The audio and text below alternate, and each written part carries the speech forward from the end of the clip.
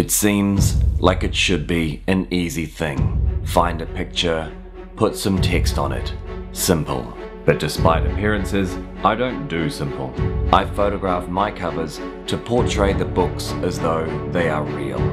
And that's why I search the world for locations that evoke the essence of the Khalada Stone series. For my fourth book, I was finally heading back to the desert, drawn by the inspiration of my original travels through Turkey, Syria, Jordan, and Egypt, and the wonders of the Middle East. The following film is the story of the cover shoot of A Dark Heart Rises, Part 2.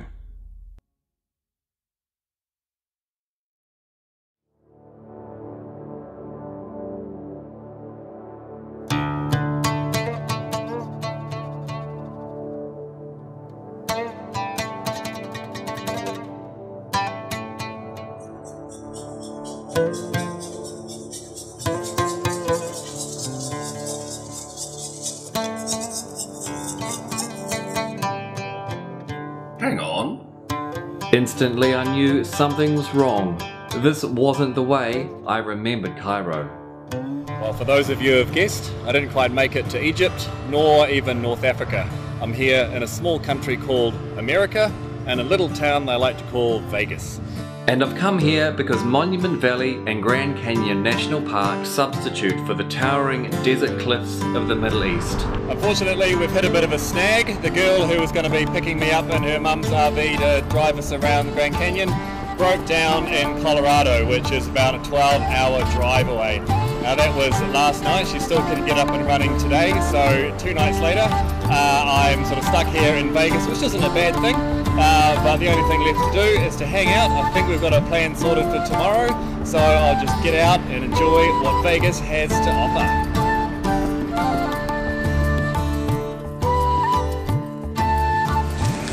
I'm not quite sure if this is how getting a driver is meant to work, but I'm now flying to Colorado Springs to pick my driver up.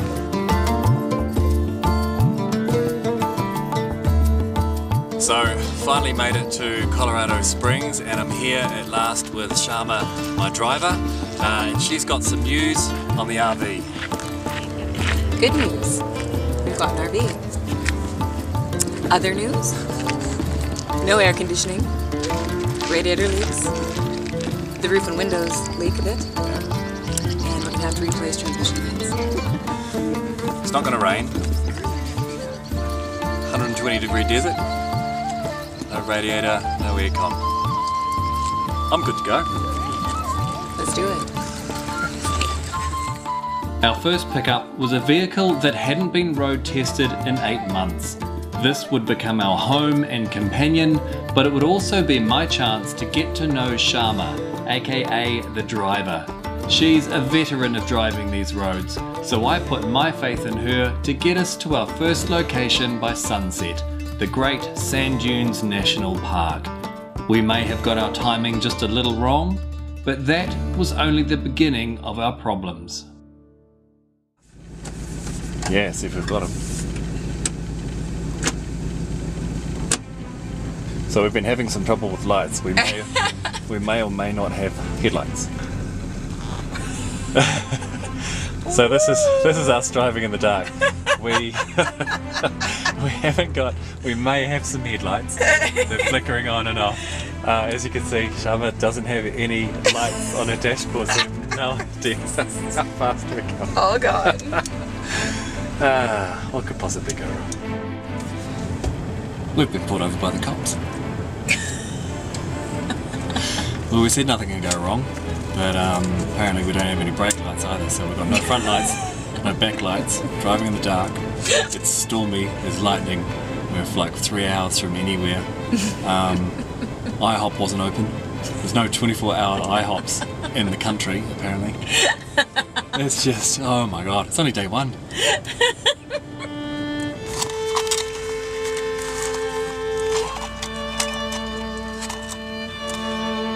Oh, there's a timer. Oh, they could be flashing, so we could put them on as hazard lights. Oh, these are great. These are definitely not indoor lights. Perfect. Hazards. We are going to tape this up with some taillight tape to give ourselves some taillights. We're gonna go creative. There's always a way. We're fucking getting the tape. We will not miss your tour. Well, while my driver does that, I just want to note for the record that I wanted to cover the entire back with bright big rainbow coloured strips of lights. I wasn't allowed because she thought that would attract the police, but that's already happened, so I don't really see the point in that. So I will just let the driver carry on and do what she thinks she needs to do. That's what I've got a driver for. I don't want to have to do this stuff. At least it's not raining. And so, instead of sleeping in the car park, we set off on a 7-hour journey with intermittent headlights and a glow stick lighting our speedo.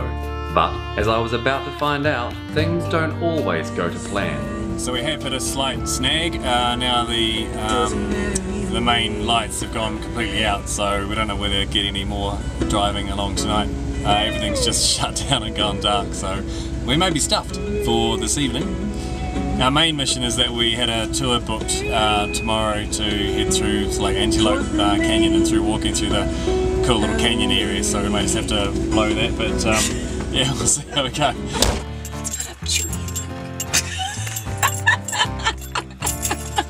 It started to become apparent that our RV was going to need love. A lot of love. It gave us everything it had, and all we needed to do was make sure we kept it running. But as we inched toward Page, 25s, but I've got 125 up there. And if we check this and I need it, I can go back and grab bulbs. Okay.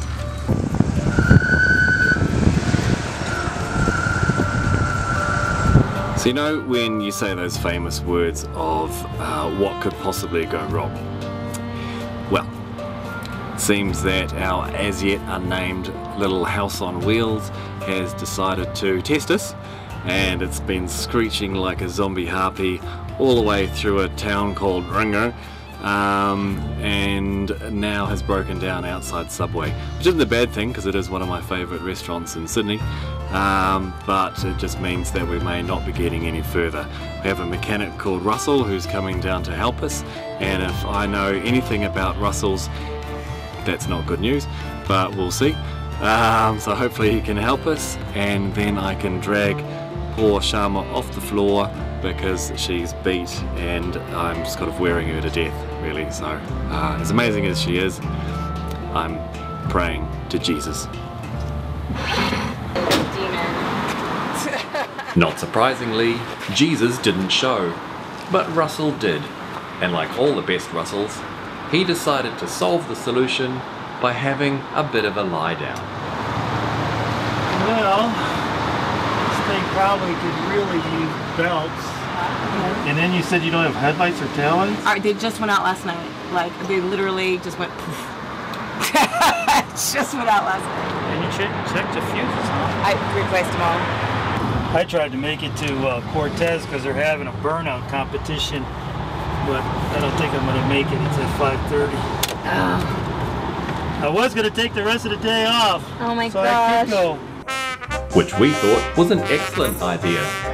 So while Russ kept working on our electrics, we made our way across the road to a bona fide small-town American fair.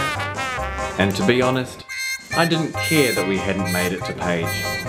I was having a ball. A true small-town experience I'd only seen in the movies.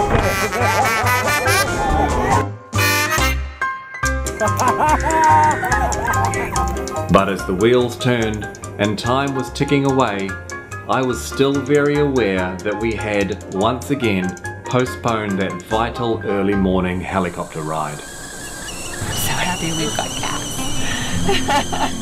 Small things in life.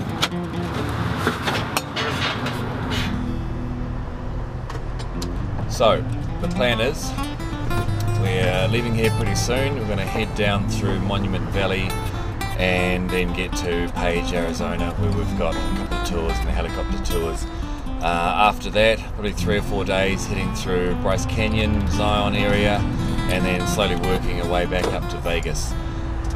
The idea, just like the other covers, is to shoot all who's just crossing over into the lands of Kiat. He'll be standing over a huge cliff looking down into probably the most deserted area in the entire series, where the lands drop down thousands and thousands of feet into an expanse of endless desert. As you can hear from around me, we've still got all the construction going, trying to rebuild the van, so we're not underway yet. It's 5 days, but we're good to go-ish. I've got to give a huge thanks to Russ's Auto Repair in Durango. He worked tirelessly to get us up and running, going well beyond the call of duty. Speaking of which, just while they're doing that, I thought I'd pop down the road so I'd have a little bit more room to do one of my more special toilets. Finally, we were off. A slow drive into the desert. 100-degree heat, rock formations punching out of the ground. This was what I was here for. Sharma had control of the wheel, and my anticipation of what lay ahead built as the landscape grew around me. The sun was setting, the light was perfect, and with only a few miles to go, we finally felt like we were back on track.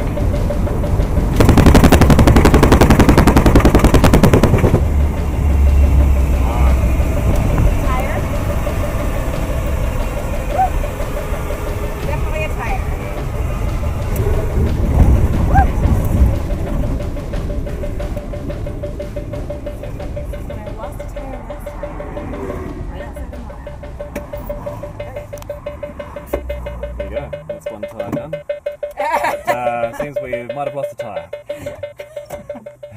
We've got a good couple of hours travel. So I just want to say, Sharma is telling me that I'm manifesting our own luck, and just before we set off, after getting things fixed in the town we were in before, I did say that the next shot will be some epic awesome scenes of zooming through across the road of Monument Valley, and then a shot of us stuck on the side of the road, broken down. And as you can see, we just had the most epic of tyre blowouts ever. So this is where we're living today. This is where we're gonna stay. I mean, we could pick a better, couldn't have picked a better spot.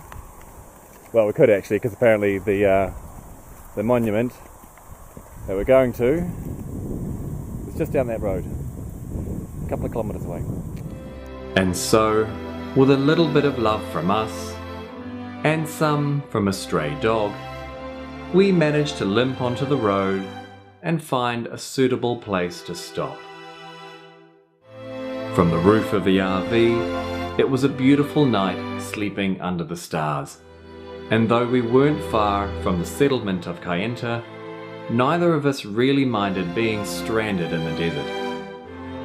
So even though our little RV was sick, he was still making sure he kept us safe. Well, owing to our small technical hitch, that is as close as we're going to get today. I woke up this morning looking at that, which was pretty inspirational, and I've got to say, at last I'm beginning to feel like we're getting close.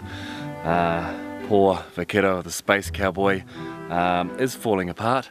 A little bit of leaking, probably due to the fact that he has no undercarriage, but we're going to take him back to town and get him repaired again, and then we'll be on the road again. So we're getting closer.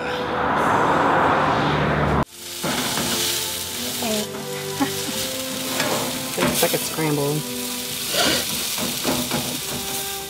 I can cut with the knife in my left hand. It's just very uncomfortable. So it's funner. It's easier to switch. I tell you, cowboy boots will change your life.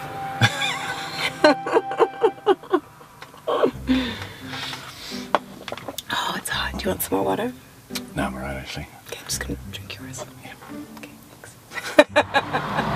So as soon as we get back on the road, yeah, I'd like to take you to all the pretty places around page, but really what I really want to take you is to Moab. You know the pictures that you sent me? Those are literally from the same places where I sent you pictures last year. Like, we can take you to Arches National Park as well, and that's parkland, that's everybody, lots of tourists and stuff, but probably lots of tourists anyway. But a lot of the nicer areas along the canyon, you just hop out and go. Yeah. And I mean, that's why I was like, how hard is it to strap on your tripod so I can carry a backpack and we can just hike it. Well, you'll be carrying everything, obviously. Yeah. So, Yeah, that's good. Yeah, I don't want to be lifting stuff. Yeah, okay, good. Yeah. Okay, Yeah. I planned on that. Yeah. Yeah. Totally.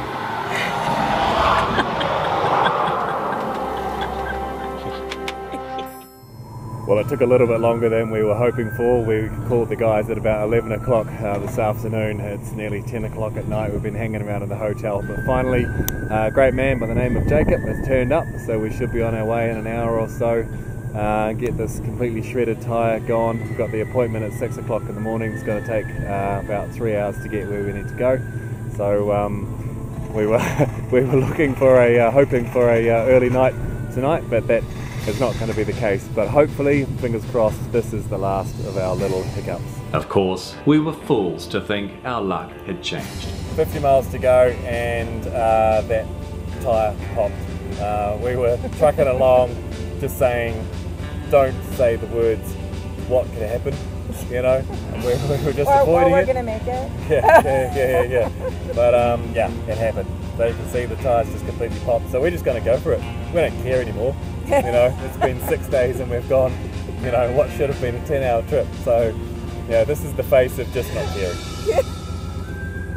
Well, at this time I did want to be showing you a film of us flying over the desert, dropping down onto dramatic cliff-top landscapes, but unfortunately AAA didn't come and pick us up last night. We didn't get on the helicopter, and we aren't flying over the desert. Instead, we're stuck on the side of the road again. This is becoming a disaster. Because we were on reservation land, AAA couldn't send anyone at night without permission from the reservation elders.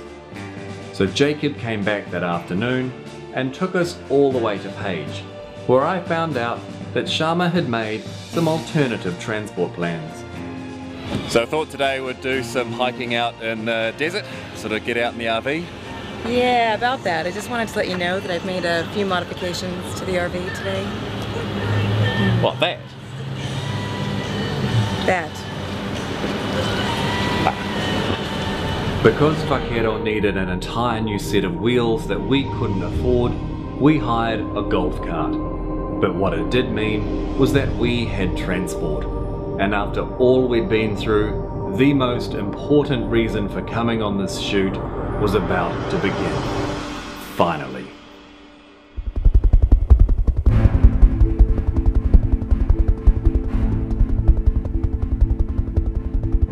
The sunken lands of the Kjatmir. A barren wasteland living under threat beneath the Kari Jar, the great wall that prevents the inner sea from wiping out all who exist there. My research had shown that the cliffs of the Grand Canyon and surrounding national parks could provide the perfect backdrop to create the illusion of this forsaken desert. But what I needed was height. I needed to look down upon the desert from high above as all clambers through broken cliffs and enters the stronghold of the Kjatmir. Our destination, Tower Butte. 1,000 feet of sheer rock punching through the desert surface. This day was the most important because it set parameters of everything else I shot while I was here. Light, mood, colour. The vast expanse of a desert isolated from the rest of the world. It had to feel real. This was the day I had come for, and at last, the shoot for A Dark Heart Rises Part 2 had begun.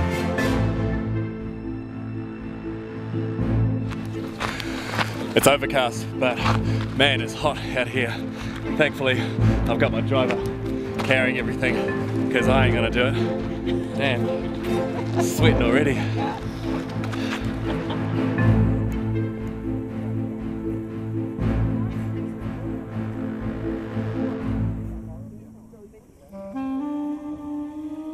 So just explain a little bit about what we're doing here. As with all of the covers, I photographed the main characters standing over a rock, looking out over the deserts or the forests as they drop away to nothing. All in this book is finally clambering through and over the borders into Kiat, which is the enemy of Husam al-Din. So we're trying to recreate these beautiful red rocks, similar to what I found in Jordan and through the deserts of the Middle East.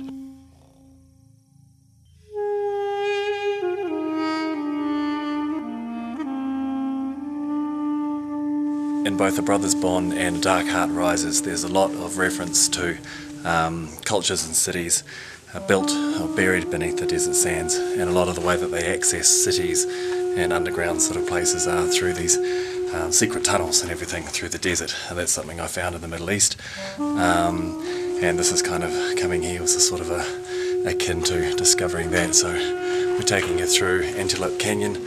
And just giving you an example, and for me an example of what all and feel have to go through.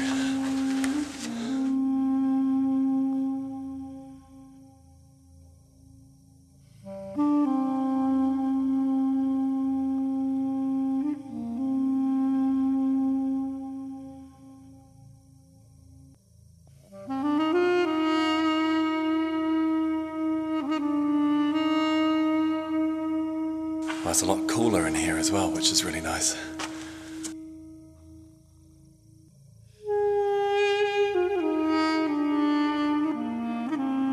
Luckily we've managed to sneak in between some of the photography tours, so we were 15 minutes late as pretty much normal for this trip, but I think it's actually served a purpose for us this time.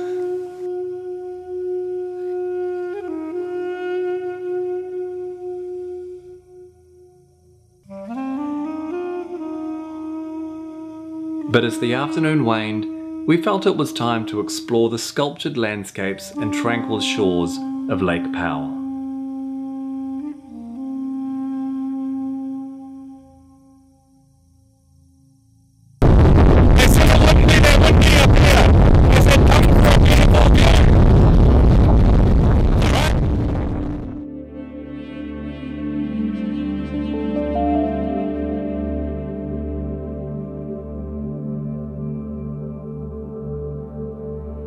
So we're just on our way to the Grand Canyon, but we've discovered this tiny little canyon on its own, so we're just going for a little explore. These were the kind of cliffs I needed to find. Being in amongst the canyon was just as important as being above it. As on the cover, I need my character to look like he's completely surrounded by towering cliffs.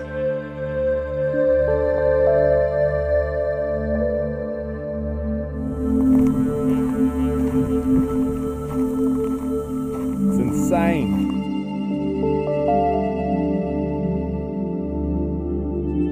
Seeing this reminds me of the King's Highway in Jordan, where the land just sort of collapses down. The old roads used to travel that way before the main highway was built. Through the Middle East, we were sort of hiking through there, hitchhiking, and in an old car that didn't have any brakes, trying to wind its way down the mountain. But yeah, it's great coming back to places like this and just sort of reliving that inspiration of what drove me to write through these areas. So this is showing how fit I am. Just trekked up that 15,000 foot cliff, and I'm puffing away because I'm fit. And how many stops are there around this whole thing? A lot of stops, according to driver. And how many have we done so far? Number 1.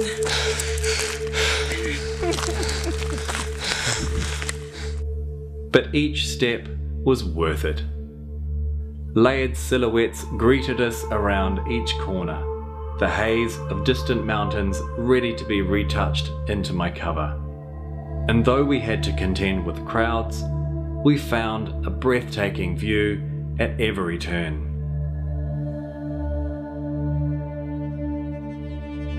So in typical Russell Meek photography fashion, this is the map of the whole canyon. We arrived here at 2, it's now 7 o'clock. This is where we began and we were going to get all the way across here. 5 hours later, we're here. And in the typical Russell Meek photography places to sit fashion, everyone else is sitting watching the supposed sunset from up there. And we have decided to find a slightly more difficult place there. I mean, look at it, it's obvious. Perhaps not for those who are a little queasy with heights. You needed to be sure-footed. But once you got there was nothing more to say but wow.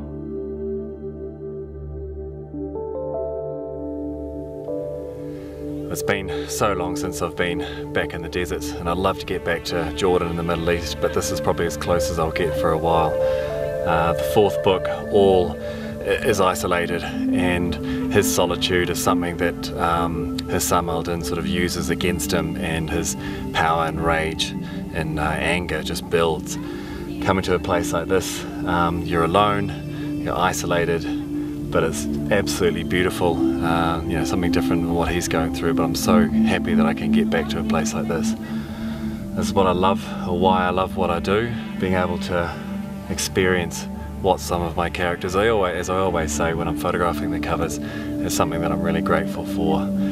It's peaceful, there are a lot of crowds up on the cliffs, but if you can kind of block that off, I would recommend coming here and just experiencing this amazing, amazing place.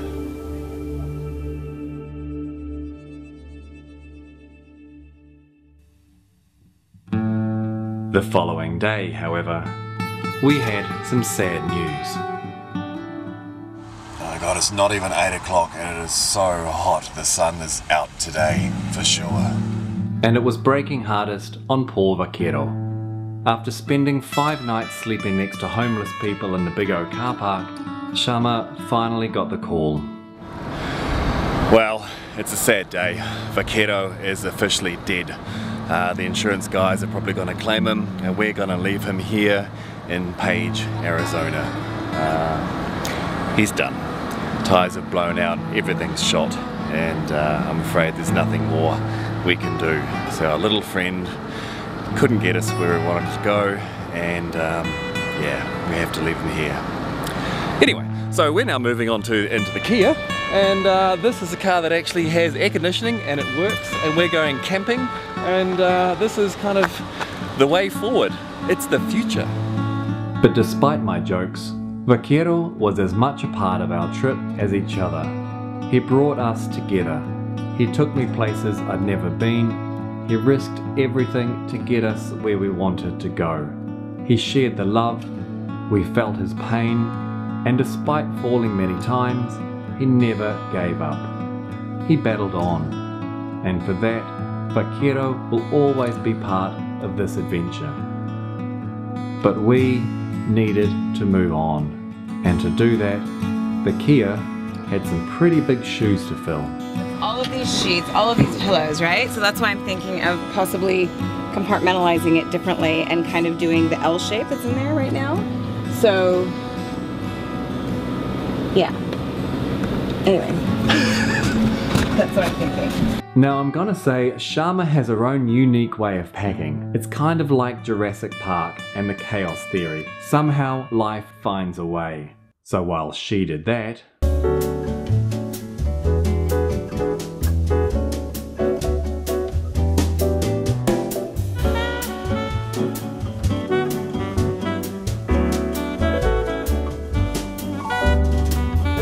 and just while Shama's packing up the van, I thought I'd better put some oil on my poor cracked feet and maybe turn the air conditioning down because it's just a little bit cool in here.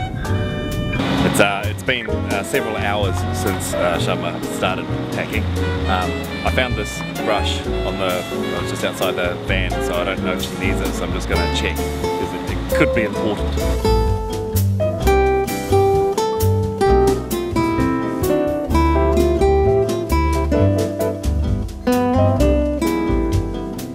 But if as you can see, there is a slight issue. Our little Kia is in fact just that, it's little. And the RV, while not big, is bigger. And we've got a lot of crap that we sort of took, not expecting to have to pack it up and fly it or drive it back to Colorado Springs. So that's where we are at the moment. The sun is in the middle of the sky. We're still in Page for day 5.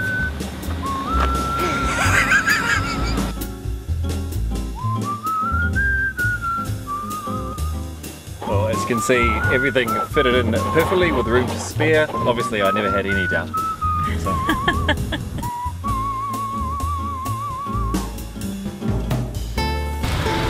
So here we are, 5 days later, and we're back to where it all began, where we blew out. And how do we know this? We found our piece of tyre. So we're gonna go camping, which is awesome because the thunder and rain is about to come down, which all means that we'll flood, so that's fine. But look, it's just there again. It's just there. In the middle of the Navajo Nation stands the mighty Monument Valley. We might have been 5 days overdue, but it was worth the wait.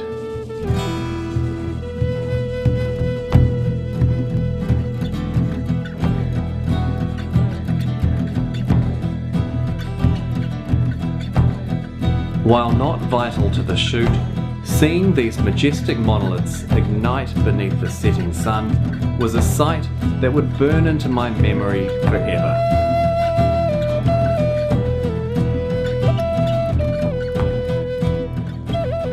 Well, this has been magical out here, but our next dilemma is where we're going to sleep. Where we're going to camp. There may be some rain. I'm sure we'll work something out. Oh, this tent ain't bad. Sharma got a cheap one from Walmart, but it's got a bed, it's got air conditioning, it's even got its own toilet.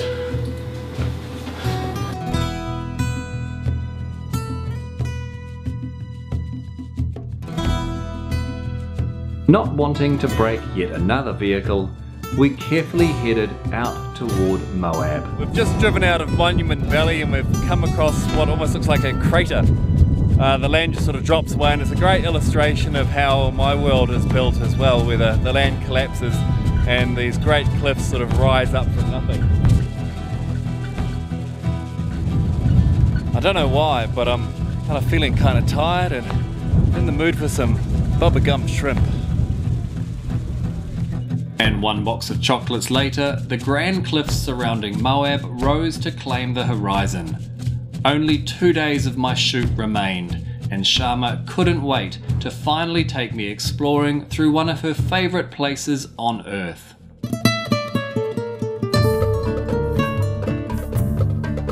Filled with hazy rock formations punching through the desert, I soon became just as enamoured as Sharma was, with both Canyonlands and Arches National Park. I may have found a possible position for the cave that all is sticking out of. Never know until I sort of start retouching it, but the idea could be that this is sort of him walking out of here, standing on about that spot there just before the tree, and where the tree is, that part just disappears and sort of into nothing, and where I shot on top of Town Butte.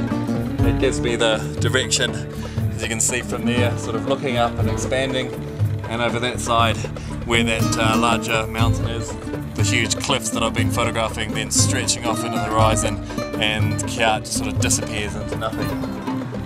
And that wasn't the only pivotal landscape I found.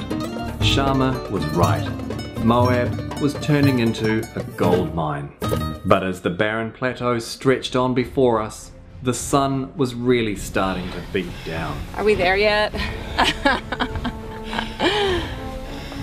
Whose idea was this? Sharma was struggling under the heat, but this was my last shoot day, and I needed to make the most of every moment I had. All right, keep going.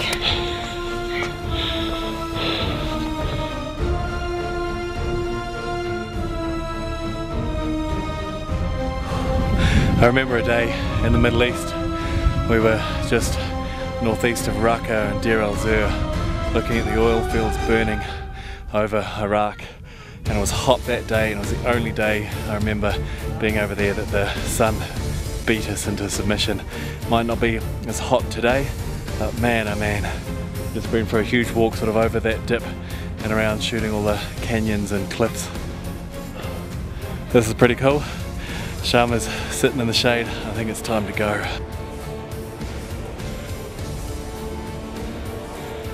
Well, this is a bit of a find. It reminds me of Arashbak in Czech Republic, but this is in the desert. How amazing. Have a look at this place. It's called the Sand Arch, but it reminds me of when Wahid takes all through the pillars of Herat and out to the desert east. This whole area is just a great sort of catacomb of towering rock and desert sand. This is not something I thought I would find here. But as the sun set, I wondered if I'd done enough. Had I captured the burning cliffs of the Khadija? Only time would tell, because the light had faded and we were done. So what's next on the plan? Pizza, salad, and beer.